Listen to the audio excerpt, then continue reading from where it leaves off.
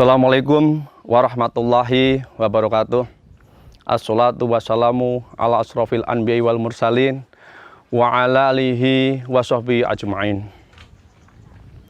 Qul huwa lilladzina amanu huda wa shifa' wa idza maridu fahuwa yashfin. Sesungguhnya Al-Quran adalah obat yang pertama dan utama untuk seluruh makhluk hidup. Dan Al-Quran itu sendiri, setiap kita membacanya, satu kali huruf dibalas dengan satu pahala. Dan pada saat ini, pada bulan Ramadan, itu adalah salah satu amalan sunnah yang terbaik, di mana salah satu huruf saja dibalas dengan 10 pahala. Maka dari itu, jangan bosan, jangan lelah, jangan ragu. Selalu bacalah Al-Quran setiap kita setelah sholat 5 waktu. Walaupun hanya berapa ayat, insya Allah akan bermanfaat untuk kita. Dan perlu diketahui bahwa Al-Quran sendiri dalam surat Al-Isra ayat 82, wa nunazzilu minal Qur'ani ma huwa syifaa'un wa rahmatun lil mu'minin. Dan telah saya turunkan Al-Qur'an wa syifaa'un sebagai obat. Obat itu untuk apa saja? Baik itu obat medis maupun non medis. Apakah medis itu?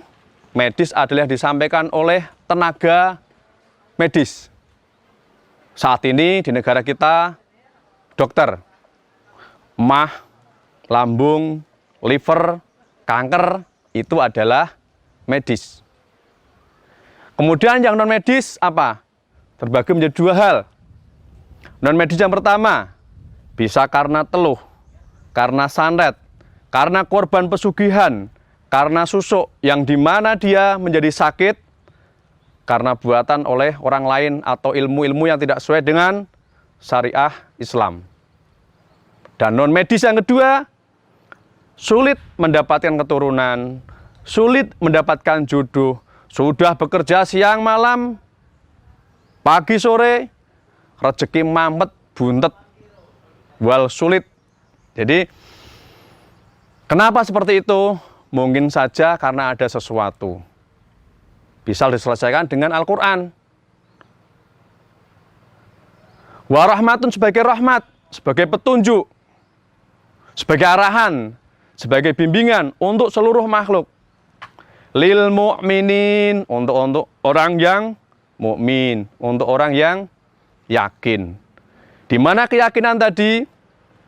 Dalam Al-Quran, yakin bagi praktisi atau peruqyahnya, dan yakin bagi marki atau yang di ruqyah, yang dibacaan Al-Quran. Kalaupun dia yakin sendiri, dia membaca sendiri, insya Allah apa yang diinginkan akan kabul hajate.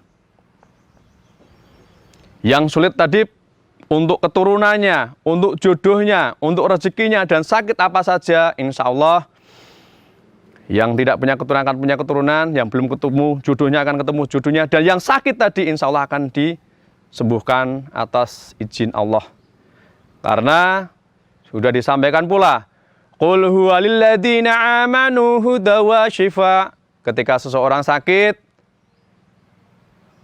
maka Allah lah sebagai penyembuh. Dan perlu diketahui bahwa Al-Quran sendiri bukan hanya untuk makhluk hidup. Sebagai pengalaman bahwa makhluk jin itu apakah ada yang sakit? Ada. Setan apakah ada yang sakit? Ada. Karena mereka selayaknya seperti kita manusia. Punya penyakit, punya sakit. Dari pengalaman, ada yang cacat tangannya, ada yang kakinya sakit ketika masuk dalam tubuh seseorang, pengalaman dalam ruqyah. Mereka ingin disembuhnya. Ingin sembuh dari marki tersebut, saya mau keluar dari tubuh yang saya tempati ini, tapi dengan satu syarat, saya sembuhkan dulu sakit saya. Tapi alhamdulillah, dengan izin Allah, jin itu pun sembuh dari sakitnya, kemudian keluar dari tubuh Marki, dan Marki pun sembuh dari penyakitnya. Kisah-kisah yang luar biasa pernah terjadi dalam bacaan Al-Quran. Ada seorang anak yang 3 bulan sakit, tidak bisa jalan sama sekali.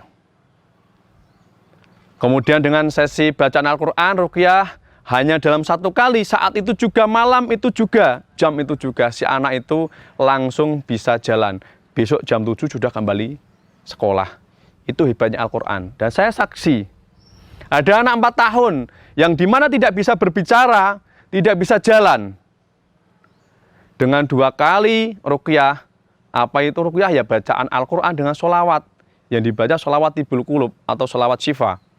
Anak tersebut bisa berbicara sempurna, dan alhamdulillah dari jalannya yang ngesot, bisa jalan dengan sempurna.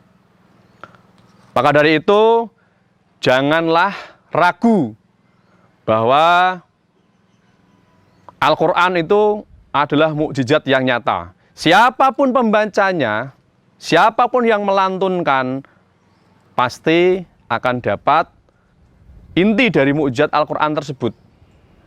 Bukan pada orangnya, siapapun juga. Maka dari itu, saat ini, pada bulan Ramadan, banyak-banyaklah untuk beramal, di mana ketika kita tidak bisa memberikan sedekah pada orang lain, tidak bisa ibadah yang lebih banyak, maka bacalah Al-Quran. Demikian